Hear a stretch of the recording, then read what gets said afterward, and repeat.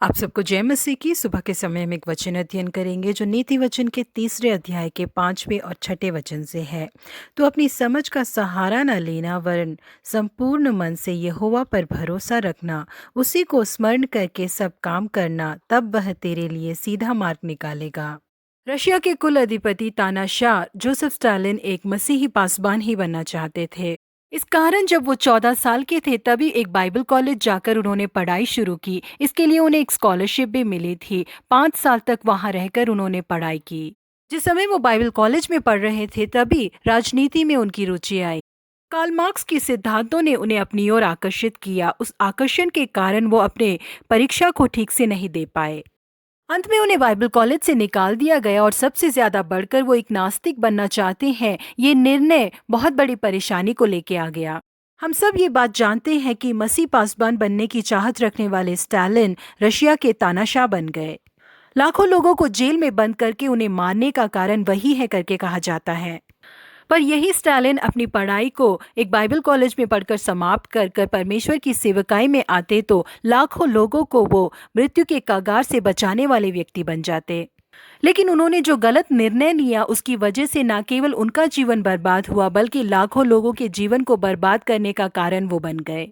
जी हाँ प्रिय परमेश्वर के लोगों, हर एक व्यक्ति जो अपने जीवन में निर्णय लेता है वो बहुत ज्यादा जरूरी होता है। हम जो निर्णय लेते हैं वो समाज में बहुत बड़े बदलाव को लेके आ सकता है। हमारे द्वारा किया गया सही निर्णय लाखों लोगों के लिए आशीष प्राप्त करा सकता है। पवित्र शास्त्र में लिखा है कि ऐसे मार्ग है जो मनुष्य को ठीक जान पड़ता है, परंतु उसके अंत में मृत्यु ही मिलती है। यदि हमें हमारे जीवन में सही निर्णयों को लेना है तो हमें क्या करना चाहिए? हम उस राहों को चुने बिना जो हमें ठीक जान पड़ता है, अपने आप को परमेश्वर की इच्छा अनुसार उनके हाथों में अर्पण करें तो परमेश्वर हमें ऐसी राहों पर चलाएंगे जिसमें हम ठोकर न खाएं। एक बार लूत को अपने जीवन में बहुत ही महत्वपूर्ण निर्णय लेना था। अब्राहम और लूत को अलग होकर जब दूसरी जगह जाने का समय आया तो जगह को चुनने का पहला मौका लूत को दिया गया। लूत ने जब अपनी नजर उठाकर देखा तो उसे सोदोम और अमोरा बहुत ज्यादा हरा भरा नजर आया। इस वजह से उसने उसे चुना और वहां रहने चला गया। लेकिन अब्राहम ने परमेश्वर की अगुवाई के लिए अपने आप को समर्पण किया कि परमेश्वर उन्हें चलाए। लूत जिस सोदम नाम की जगह में जाके रहने लगा, वहां के लोग बहुत ज्यादा पापमय थे। इसी कारण परमेश्वर ने उसे पूरी तरह से नष्ट करने का निर्णय ले लिया था। कि आंखों को जो बेहतर लगा था, उस लूत को अपने गाय बैल, अपनी सारी संपत्ति को खोना पड़ा था।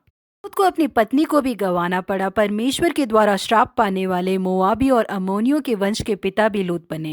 यहाँ पे परमेश्वर के लोगों, हम जो निर्णय लेने वाले हैं वो भविष्य में हमारे लिए किसी बुराई को उत्पन्न न करे, इसके लिए हम अपनी समझ का सहारा ना ले, वरन संपूर्ण मन से यहोवा पर भरोसा रखें, क्योंकि वही हमारे लिए सीधा मार्ग निकालेंगे।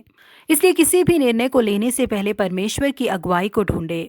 वो जिस मार्ग को हमें दिखाते हैं उसी पर हम चले, तभी वो हमारे मार्ग को सीधा करेंगे। जब हम परमेश्वर की राह पर चलते हैं तो हम अनेक लोगों के लिए आशीषमय बन जाते हैं। प्रभु आप सबों को आशीषित करे। Have a blessed day.